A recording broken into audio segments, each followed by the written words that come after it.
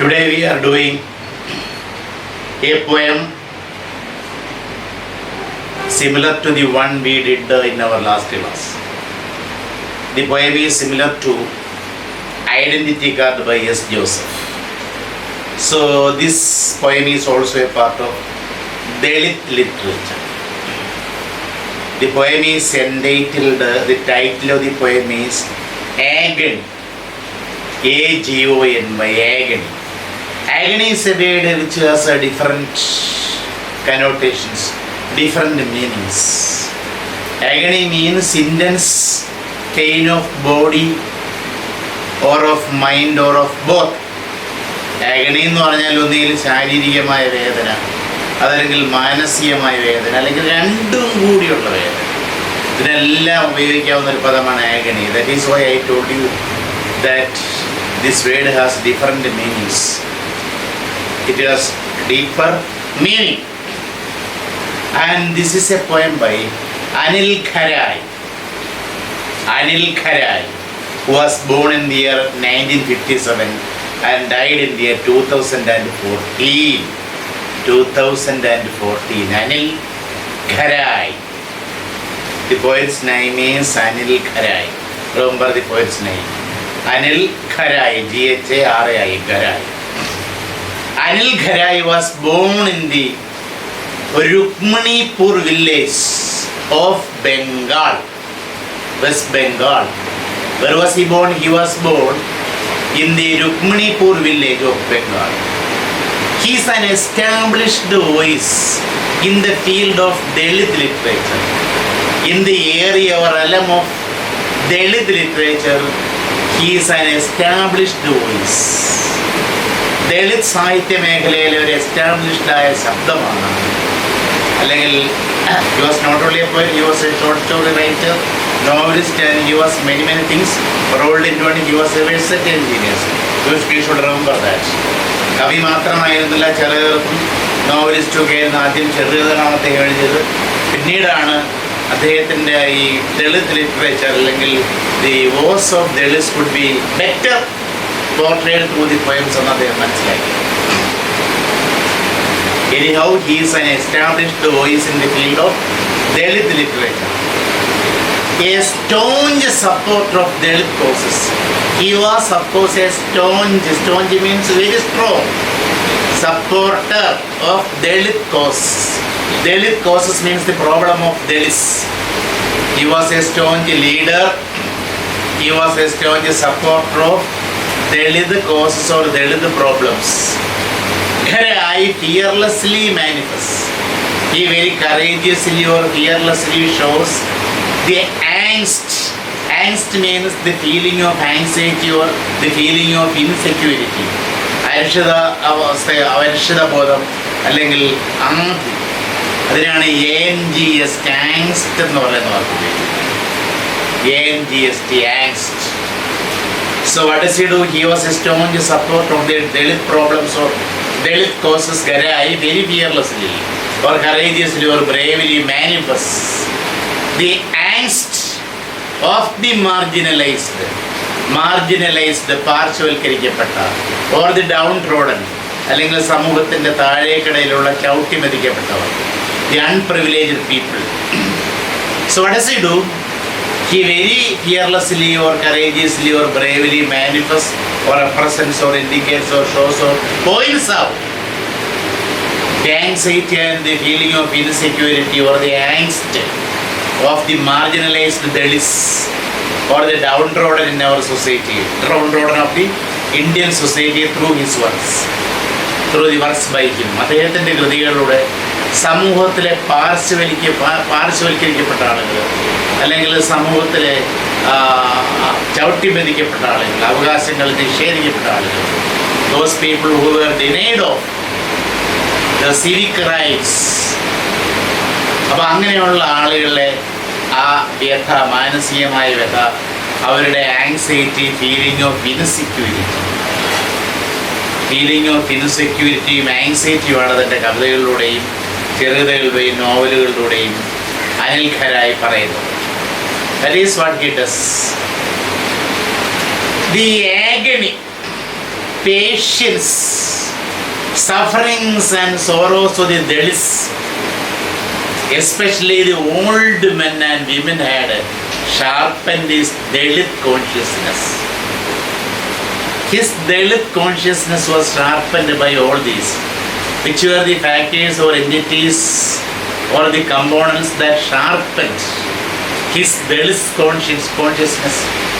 His Dalit consciousness was sharpened by the agony, മാനസികമായ വ്യഥ, patience, ക്ഷമ, സഫറിങ്സ്, കഷ്ടപ്പാടുകൾ, and sorrows, woes, WOES, woes or sorrows of Dalits, especially പ്രത്യേകിച്ചും old women and men, old men and women had sharpened his Dalit consciousness. അദ്ദേഹത്തിൻ്റെ ദളിത ബോധത്തെ മൂർച്ച കൂട്ടിയത് പ്രത്യേകിച്ച് നമ്മുടെ സമൂഹത്തിലെ പ്രായം ചെന്ന സ്ത്രീകൾ, പുരുഷന്മാർ, ദളിത് വർഗത്തിൽപ്പെട്ട ആളുകൾ, അവരുടെ വേദന, അവരുടെ പേഷ്യൻസ്, അവരുടെ സഫറിങ്സ്, സോറോസ്, ഇതൊക്കെയാണ് അദ്ദേഹത്തിൻ്റെ ദളിത് ബോധത്തിനെ മൂർച്ച കൂട്ടിയ ഘടകങ്ങൾ. His first volume of poetry, Battasar Swaralipi, the very first volume of poetry by Anil Kharai is Battasar Swaralipi. It was translated into English as wind notes. Wind notes, കാറ്റിൻ്റെ ഗാനങ്ങൾ. അതിലെ ബംഗാളിലെ ആ കവിതയുടെ പേര് ബറ്റാസർ Swaralipi. It was published in the year 2003. It was translated as wind notes. He is also the recipient. He got or received the Agash Sahitya Puraskar, one of the great literary awards in Bengal. Agash Sahitya Puraskar, the Kavi Nityananda Puraskar, Kavi Pramod Basu Smriti Sahitya Puraskar for his contributions to literature. So this he was able to win many awards for his contribution to literature, and among them the important ones were he was the recipient of Agash Sahitya Puraskar, Kavi Nityananda Puraskar, and Kavi Pramod Basu Smriti Sahitya Puraskar. These were the awards he was able to win. Agony is a translation of Karai's Bengali poem Agun Buri. Agony, a translation of Garai's Bengali poem Agun Buri by Indranil Acharya. It was translated in English by Indranil Acharya. You know, the poet plunges into the depths of the woes through this poem, through agony, the poem Agony. What does Anil Gharayi do? Anil Gharayi plunges. He plunges, or he goes, or he probes deep in. The woes undergone, the woes or sorrows, sufferings undergone or suffered by the Dalit community. നമ്മുടെ സമൂഹത്തിലെ Dalit community തൊട്ടുകൂടാത്തവർ, തീണ്ടിക്കൂടാത്തവർ എന്ന സമൂഹം ഉണ്ടായിരുന്നു. ഇന്ന് അത്രയും വലിയ രഥകൾ അനുഭവിക്കുന്നില്ലെങ്കിലും ഒരു കാലത്തെന്ന് പറഞ്ഞാൽ they were the suffering people, they suffered much. ആ ദളിത് കമ്മ്യൂണിറ്റി അവർ അനുഭവിക്കേണ്ടി വന്ന ആ വേദന, അതിൻ്റെ ആഴങ്ങളിലേക്കാണ് കവി ഏകനി എന്ന് പറയുന്ന കവിതയിലൂടെ പോകുന്നത്. So the poet goes deep into or plunges into the depths of the woes or sufferings undergone by the Dalit community in our society.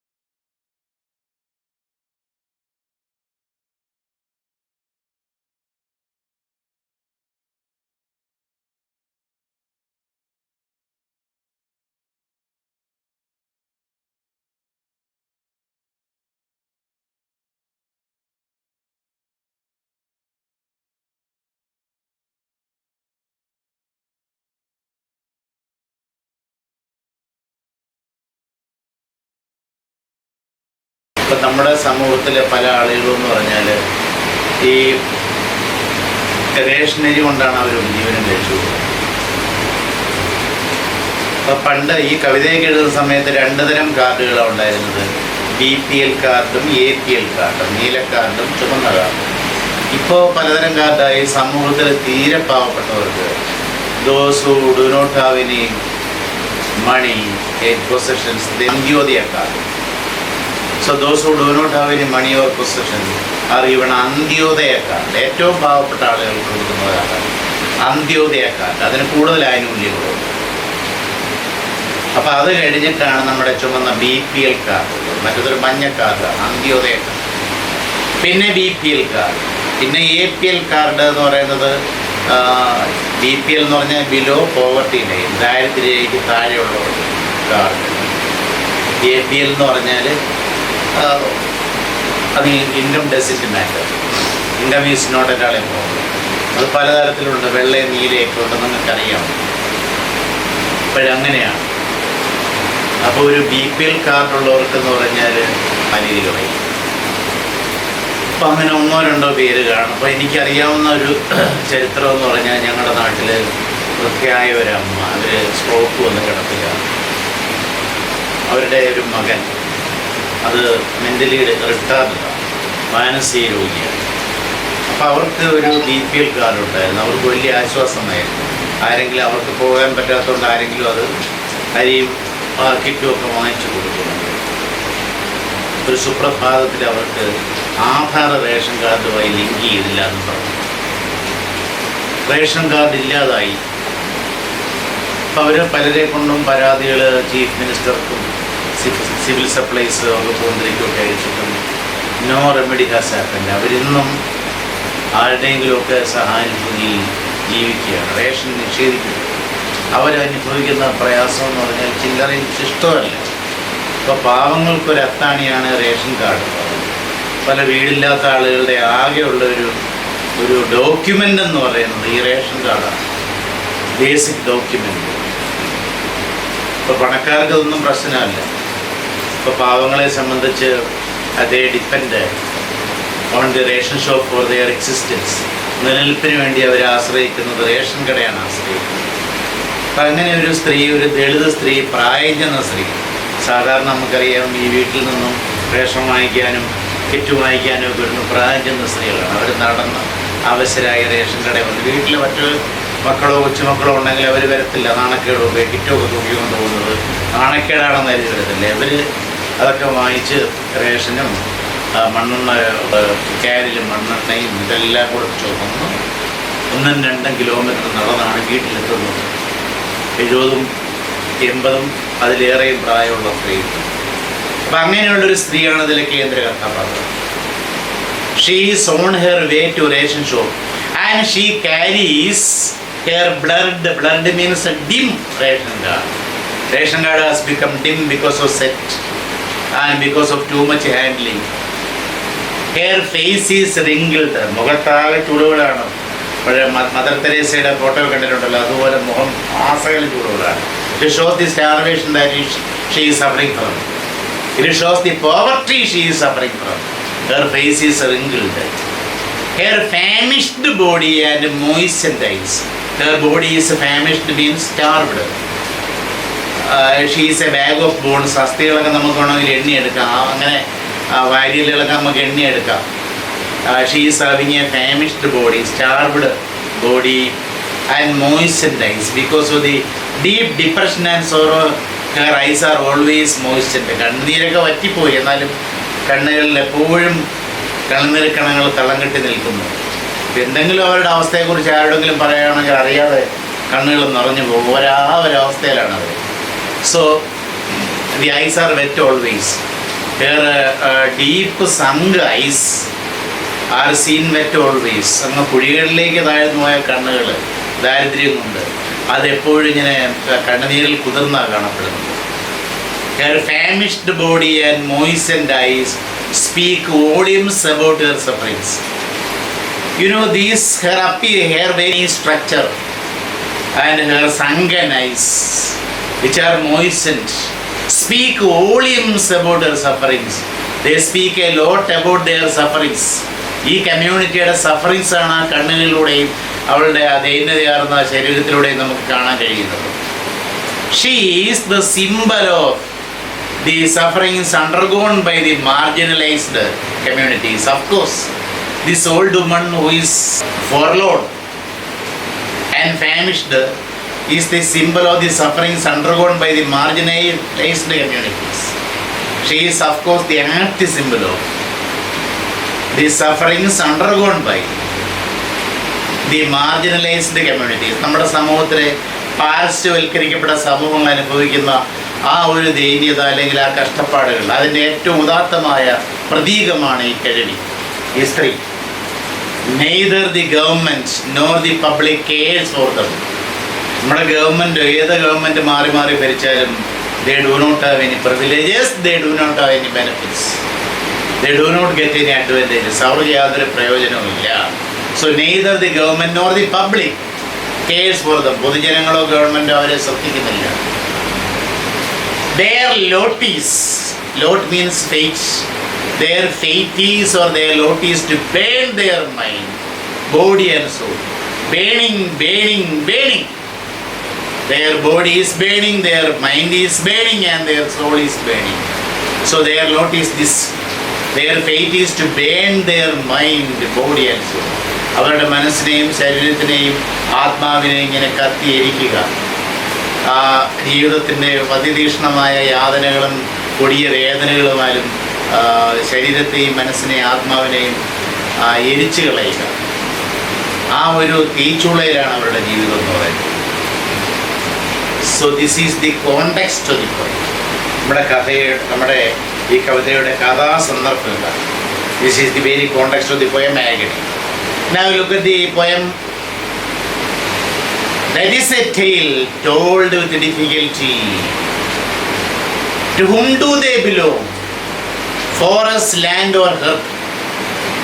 On a wrinkled face and a famished body, the tricolor stings like venomous asp. I need food, I need water, I need shelter amongst my people. The old woman crouches slowly to the closed ration shop with her stick. One moment of pause. She gasps for breath in sweltering heat. Her BPL card blurred by set. She is a sketch in black and white of poor forlorn souls. That is a tale told with difficulty. This is a tale. What I am going to tell is a tale which can be told with great difficulty. So this is not an easy story. This is not a very pleasant story. It is a difficult story. It is a story which moves us to tears. So it is a story which can be narrated or told with great difficulty. വളരെ ബുദ്ധിമുട്ടി, മനസ്സിന് വളരെ ദണ്ണം അനുഭവിച്ച്, മനസ്സിന് വളരെ വേദനയോടുകൂടി മാത്രമേ കഥ പറയാൻ സാധിക്കുകയുള്ളൂ. That is a tale, tale story, told with difficulty. This can be narrated with great difficulty. To whom do they belong? Actually, where do these marginalized people belong? Where do these Dalits who are undergoing great wars and sufferings belong? To whom do they belong? എവിടുത്തുകാരാണ് അവർ? അവർ എവിടെ നിന്നുള്ളവരാണ്? From forest, കാട്ടിൽ നിന്ന് വരുന്നവരാണോ? Are they coming from forest? Where do they come from? To which area they belong to? Forest or land? അതോ ഈ ലാൻഡിൽ നിന്നാണോ? Or hearth? Hearth actually means fireplace in a house. Hearth is here the symbol of house. അതോ സന്തോഷം നിറഞ്ഞോളുമ്പെന്ന വീട്ടിൽ നിന്നാണ് അവർ വരുന്നത്? വീടുണ്ടോ? അതോ നാട്ടിൽ നിന്നാണ് വരുന്നത്? അതോ കാട്ടിൽ നിന്ന് വരുന്ന ആദിവാസികളാണ്? The poet is totally confused whether they belong to land or the forest or any house. That is doubtful. The poet is sure that they do not have any house of their own. They may be living in ghettos or huts in the Porambok areas. To whom do they belong? Forest, land or earth? ഇവിടെ നിന്നുള്ളവരാണോ, ഫോറസ്റ്റിൽ നിന്നുള്ളവരാണോ, ലാൻഡിൽ നിന്ന് വരുന്നവരാണോ, എർത്തിൽ നിന്ന് വരുന്നതാണോ? On a wrinkled face, this old lady has a wrinkled face. There are a lot of lines on her face.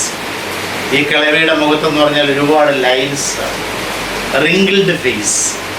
And famished body, starved body. So it is of course a body suffering from starvation. Starved body, ദാരിദ്ര്യം അനുഭവിക്കുന്ന ശരീരമാണ്, മുഖം ചുളിവുകൾ വീണതാണ്. The tricolor, when we come to hear tricolor, we are reminded of our national flag. Here tricolor symbolizes the government. ഗവൺമെൻറ്റിനെ ഉദ്ദേശിക്കുന്ന tricolour എന്ന് പറയുന്നത്. The tricolor, നമ്മുടെ ത്രിവർണ്ണ പതാക, the tricolored flag which symbolizes the government. So the tricolor stings like venomous asp. Asp is an Italian cobra or a kind of venomous snake found in Northern Africa. നമ്മുടെ ഷേക്സ്പിയറിൻ്റെ Antony and Cleopatra എന്ന് പറയുന്ന നാടകത്തിൽ ആസ്പിൻ്റെ പരാമർശം. Cleopatra അവസാനം suicide ചെയ്യാൻ തീരുമാനിക്കുന്നു. മരിച്ചു കഴിഞ്ഞാൽ സൗന്ദര്യത്തിന് കോട്ടം വരരുത്, അതിനെക്കുറിച്ച് ആലോചിച്ച് ഗവേഷണം നടത്തി ഈ ആസ്പ് ചെറിയ നമ്മുടെ മൂർക്കും പാമ്പിനെ പോലുള്ളൊരു പാമ്പാണ്, അതിനെ കൊണ്ട് ബ്രസ്റ്റിൽ കൊത്തിച്ചാണ് ഇങ്ങനെ സുഷുപ്തിയിൽ എന്നോണം മരിച്ചു കിടക്കുന്നത്. ക്ലിയോപാട്ര എന്ന് പറയുന്ന ബ്ലാക്ക് ബ്യൂട്ടി, അതാണ് ആസ്പ്. ഇവിടെ വേറെ poisonous snake. The government actually stings them like venomous. Venomous means poisonous snake. Poisonous, venomous asp, venomous cobra, poisonous cobra. വിഷമുള്ള കോബ്രയെ പോലെ ഗവൺമെൻറ് പോലും അവരെ കുത്തുകയാണ് കൊടുക്കുന്നത്. അവർക്ക് the basic amenities were denied to them. They do not have the primary needs. They can never have their primary needs quenched or satisfied. അവരുടെ പ്രാഥമികമായ ആവശ്യങ്ങളെ അവർക്ക് നിറവേറ്റാൻ സാധിക്കും. പിന്നെ what a kind of life they are leading a life in ജീവച്ചാവുമ്പോൾ ഇങ്ങനെ കഴിയുകയാണ് ചെയ്യുന്നത്. So the government doesn't bother about their basic amenities. I need food, I need water, I need shelter amongst my people. So these are their demands. എന്തൊക്കെയാണ് അവരുടെ എന്ന് പറഞ്ഞാൽ their community wants, I need food, ആഹാരം വേണം, 3 നേരത്തിന് വേണ്ട, I want at least 1 square meal, at least 1 square meal for appeasing my hunger. വിശപ്പടക്കാൻ വേണ്ടി ഒരു നേരത്തെ ആഹാരമൊന്നും വേണ്ട. So I need food, I need water, ശുദ്ധജലം വേണം, അതില്ല. I need shelter, പാർപ്പിടം. I need house, I need shelter amongst my people. I want among my people, എൻ്റെ ആളുകൾ, എൻ്റെ ബന്ധുക്കൾക്കിടയിൽ എനിക്ക് ജീവിക്കണം, എൻ്റെ ബന്ധുക്കൾക്കിടയിൽ എനിക്ക് വീട് ലഭിക്കണം, അവിടെ എനിക്ക് ഭൂമി തരണം. I want house. So these are the silent clamors of the old lady. These are the silent demands of the old lady. What does she want? She needs, she demands food, water and shelter. ആഹാരം, വസ്ത്രം, പാർപ്പിടം, ഇത് പ്രാഥമിക ആവശ്യങ്ങളാണല്ലോ. They are denied of these primary needs. So she wants to have all these. She needs food, she needs, her community needs water, her community needs shelter. I need food, I need water, I need shelter amongst my people. The old woman crouches slowly. For everything she only has a document. That is the pink BPL ration card. And the ration shop is closed. Holiday ആയതുകൊണ്ടാണോ, അതിന് ration മുതലാളിക്ക് corona ബാധിച്ചതുകൊണ്ടാണോ എന്തോ ration കട അടച്ചിട്ടിരിക്കുക. She does not know that. കിലോമീറ്ററുകൾ നടന്നു പോകുന്ന ration കടയിലേക്ക് എങ്ങനെയാണ്? Her body is doubly bent double. Because of the excessive voltage, body is bent double. ശരീരം ഇങ്ങനെ ഊനിക്കൂടിയിരിക്കുകയാണ്. The old woman crouches. Slow means she crouches, she walks very slowly with her bent body and tries to meet her feet. ശിരസിങ്ങനെ കാൽപാദങ്ങളെ സ്പർശിക്കാനായിട്ടൊരു അഭ്യാസം നടത്തുകയാണ്. അപ്പോൾ ഒരു വടിയിൽ ഇങ്ങനെ support ചെയ്ത് അവൾക്കാകെയുള്ള document ration കാർഡുമായി പോവുകയാണ്. ആഹാരം മാത്രം പോരാ, ബാക്കി പ്രാഥമിക ആവശ്യങ്ങളൊക്കെ വേണം. അത് ആഗ്രഹമാണ്. എന്തായാലും അവൾ റേഷൻ കടയിലേക്ക് മെല്ലെ നീങ്ങുന്നു. She crouches means doubly bent. She keeps her bent body and walks slowly to the ration shop, which is far away. She is walking very slowly to the closed ration shop. The ration shop remains closed. She doesn't know that. She is walking eagerly to the ration shop. With her stick, she supports her body with a stick. അവളുടെ ഈ കൂനിക്കൂടിയ ശരീരത്തെ ഒരു stick ഉപയോഗിച്ച്, അതെങ്ങനെ നല്ല വില കൂടിയ walking സ്റ്റിക്കൊന്നുമില്ല, ഒരു കമ്പ്, മരത്തിൻ്റെ ഒരു കമ്പ് വെട്ടിയെടുത്തൊരു സ്റ്റിക്കായിട്ട് ഉപയോഗിച്ച് അതും ഊന്നി പിടിച്ചുകൊണ്ടാണ് നടക്കുന്നത്. One moment of pause. Suddenly there is a minute of pause, a minute of stop. ഒരു നിമിഷ നേരം അവരവിടെ നിൽക്കുന്നു, വഴിയൊന്നിക്കുന്നു. For gasping, കിതയ്ക്കുന്നു, നടന്ന് കിതയ്ക്കുന്നു. She gasps for breath. She gasps to take breath. ശ്വാസം എടുക്കാൻ വേണ്ടി പണിപ്പെടുന്നു. She is gasping to take breath in sweltering heat. It is sweltering. Sweltering means burning heat outside. പുറത്താണെങ്കിൽ കത്തിക്കാളുന്ന വെയിലാണ്, കത്തിക്കാളുന്ന ചൂടാണ്. അതിൽ ഏതാണ്ട് 1.5 കിലോമീറ്റർ നടന്നു കഴിഞ്ഞു. So she doesn't get her breath. In order to take her breath, she is gasping. ഇതയ്ക്കുന്നു for taking her breath. And for that she stops a while. She gasps for breath. In sweltering heat, it is very burning heat outside. It is extremely hot. The sun is shining very hot. Her BPL card blurred by sweat. Because of the set in her hand, the BPL pink card she is holding has become blurred, dim. അതിൻ്റെ front പേജൊക്കെ ഏതാണ്ട് ഇളകി പോയതുപോലെയാണ്. It is in a decayed form. ഏതാണ്ട് നശിച്ച ഒരവസ്ഥയിലാണ് ആ BPL card. Because of keeping for long in her hand, it has become blurred or it has become dimmer. It has become decayed. You know, her BPL card blurred by such. She is a sketch in black and white. Actually, she is a sketch. Sketch here means picture. In black and white. In black and white means it is an idiom which means clearly. She is a clear picture. She is a very clear picture of what? Of poor, forlorn soul. She is a clear picture, or she is a clear symbol of poor, forlorn. Forlorn means lonely. ഒറ്റപ്പെട്ട, തഴയപ്പെട്ട, അവഗണിക്കപ്പെട്ട ഒരാത്മാവാണ്, ജീവിയാണത്. അതിൻ്റെ ഒരു പ്രതീകമാണ്, ഏറ്റവും നല്ല പ്രതീകമാണ് ഈ കിഴവി. Ration കടയിലേക്ക് കൂടി വടിയും കുത്തിപ്പോകുന്ന സ്ത്രീ. She is an apt symbol of the poor forlorn soul. Forlorn Dalit woman, forlorn Dalit people, അവരുടെ ഏറ്റവും നല്ല പ്രതീകമാണ് ഈ സ്ത്രീ. She is a clear picture of, she is a sketch in black and white. She is a clear picture of poor, forlorn soul. Forlorn means lonely and sad. Lonely and sad, Dalit woman, അതിൻ്റെ ഏറ്റവും നല്ല പ്രതീകമാണ്. Next section, trudging with a nameless path with moistened eyes. The arid land around her premises ruin. Air is sick. And the early evening moon, a beguiling dream of forbidden pleasures of yesteryears, now returns to sting. Time ticks by, and the old soul files with the needs of rice, of earth, of clothing, of festive frivolities in holy, mad splash of colors. Between the dream and reality falls the shadow of pestilence. of a gradual decay in the ramshackle frame.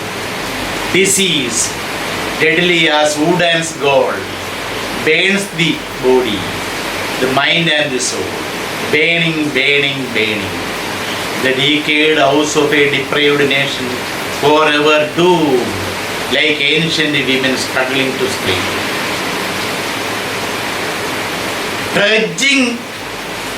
Trudging along an aimless path with the moistened eyes.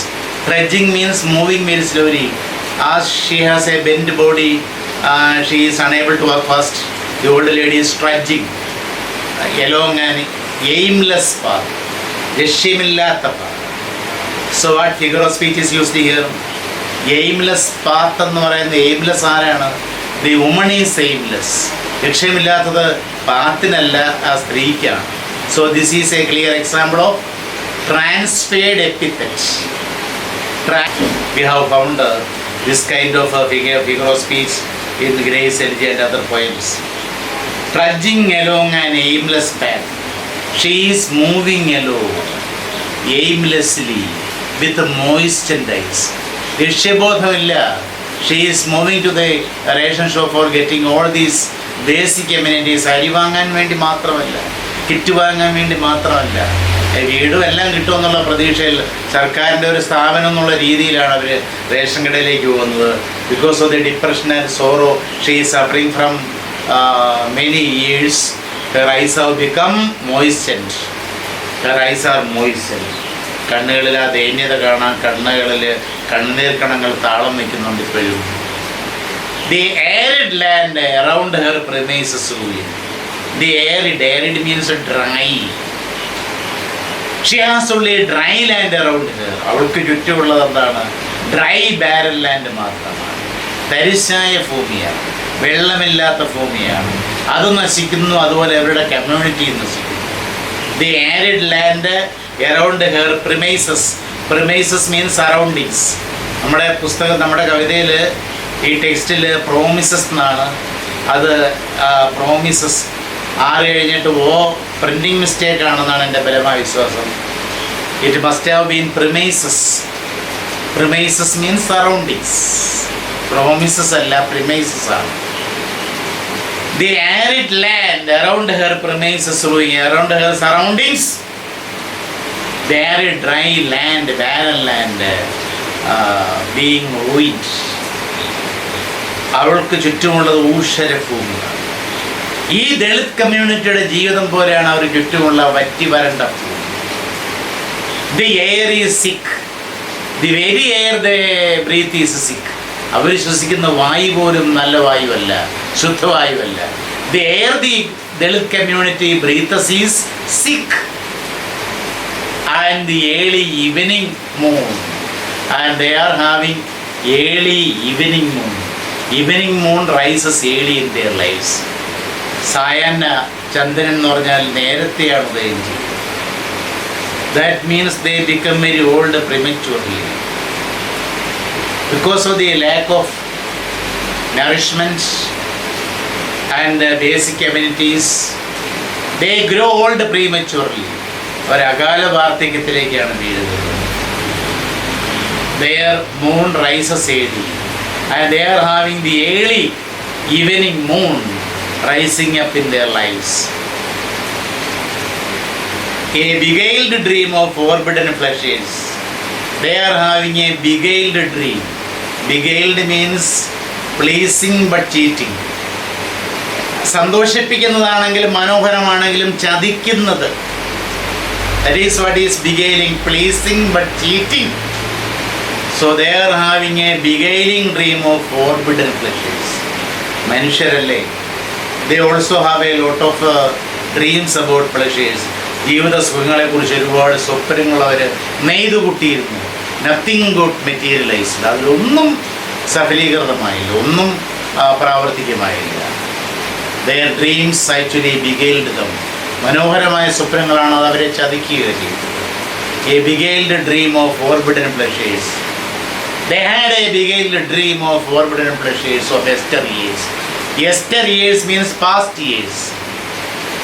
About the past years they had a beguiled dream. അവർ ഇവരുടെ ചെറുപ്പകാലത്ത്, ദളിതരുടെ ചെറുപ്പകാലത്ത് ഒരുപാട് സ്വപ്നം കണ്ടിട്ടുണ്ട്. നല്ല വിദ്യാഭ്യാസം നേടണമെന്നും സ്വത്തുവകകൾ സമ്പാദിക്കണമെന്നും. And for a decent living they have dreamt of. And all these beautiful dreams beguiled them, cheated them. ഈ മനോഹര സ്വപ്നങ്ങളെല്ലാം, ഈ സുന്ദര സ്വപ്നങ്ങളെല്ലാം അവരെ വഞ്ചിക്കുകയായിരുന്നു, ചതിക്കുകയായിരുന്നു. Pleasures were forbidden to them. അവർക്ക് സുഖങ്ങൾ എന്ന് പറഞ്ഞാൽ വിലക്കപ്പെട്ടതായി. പക്ഷെ അതിനെക്കുറിച്ച് സ്വപ്നങ്ങൾ കണ്ടിട്ടുണ്ട്. They have dreamt about forbidden pleasures. Forbidden, prevented, വിലക്കപ്പെട്ട, ഫോർബിഡൻ ഫ്രൂട്ട്സ് എന്ന് ബൈബിളിൽ പറയുന്നില്ലേ? അതെ, forbidden pleasures of yesteryears, past years, now returns to sing in these old days. Their dreams never got materialized. So the very dreams they saw when they were young now come to sting them. Sting, കുത്തി നോവിക്കുക. Sting, ഈ പ്രാണികളൊക്കെ കുത്താൻ ഉപയോഗിക്കുന്ന അവയവത്തിനും sting എന്നാണ് പറയുന്നത്. തേളിൻ്റെയും മറ്റ് ഷഡ്പദങ്ങളുടെയൊക്കെ stings. അതേപോലെ their very dreams they saw in their early years now come to sting them. ആ സ്വപ്നങ്ങളെ അവരെ ഇപ്പോൾ കുത്തി നോവിക്കുകയാണ് ചെയ്യുന്നത്. കാരണം കൃത്യമായില്ല. They never got a decent living. They never had any pleasures in their lives. അവരുടെ ജീവിതത്തിൽ യാതൊരു സുഖങ്ങളും അവർക്ക് ആസ്വദിക്കാൻ പറ്റിയിട്ടില്ല. Time ticks by, time passes by. നമുക്കറിയാമല്ലോ, time and tide waits for no man. കേട്ടിട്ടുണ്ടല്ലോ, time ticks by. Time is ticking by, tick, tick, tick, tick, passes by. And the old soul, the old woman fights with the needs. The old woman is still fighting for her basic needs or primary needs. പ്രാഥമിക ആവശ്യങ്ങൾക്ക് വേണ്ടി ഇന്നും fight ചെയ്യുക. കിട്ടിയിട്ടില്ല, കിട്ടാൻ പോകുന്നതുമില്ല. ഒരിക്കലും the marginalised people are never being able to get the primary needs fulfilled. അതവർക്ക് എന്നും അന്യമാണത്. All these things are alien to dum.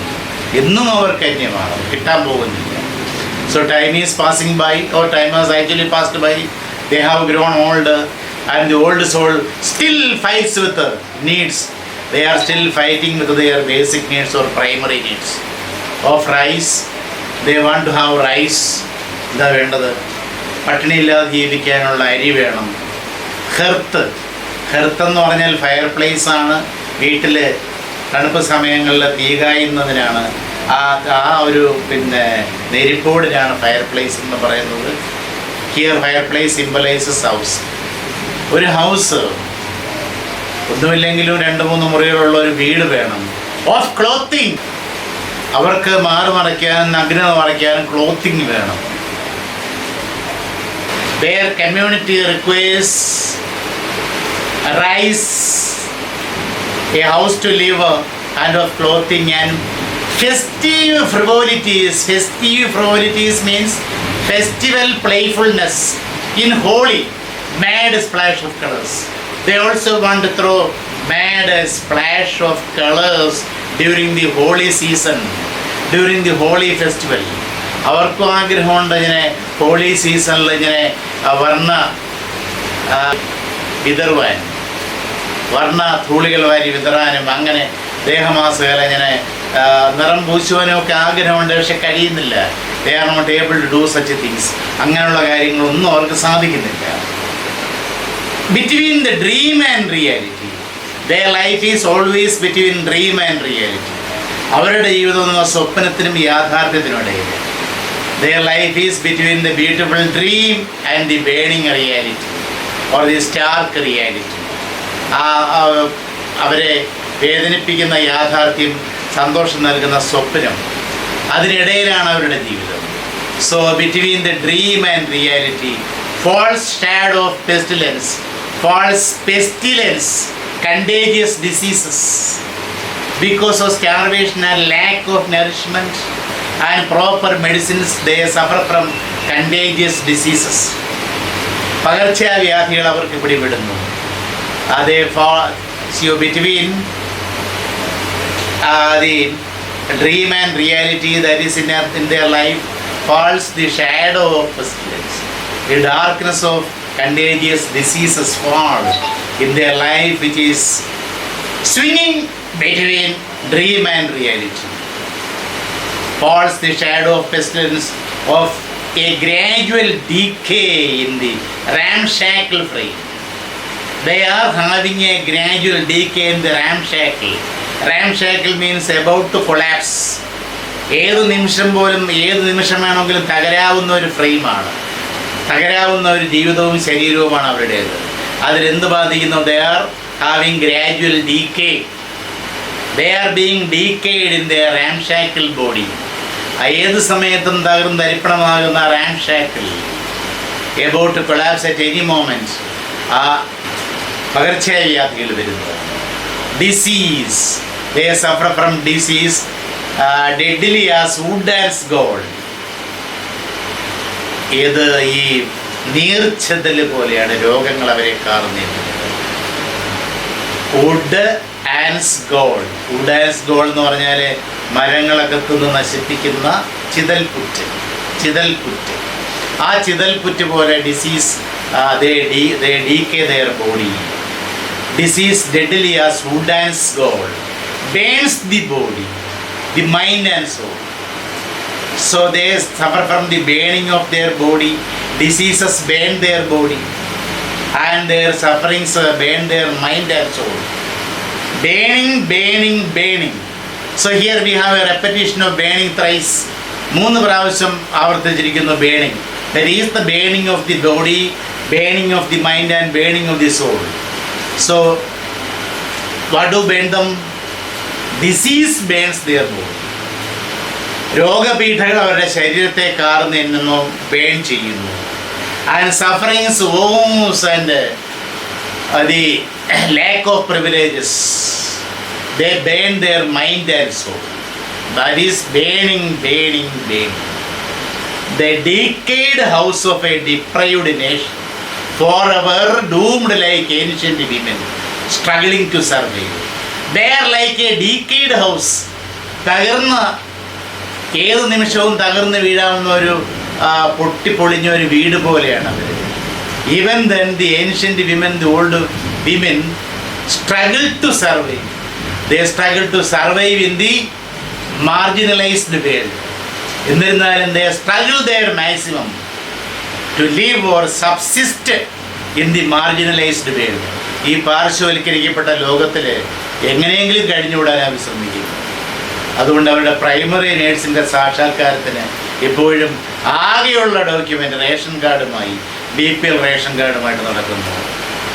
There is no hope for them. The ration card gets blurred because of carrying always with them. But they hope against hope always. They hope against hope always. So this is the sad theme of the poem Agony.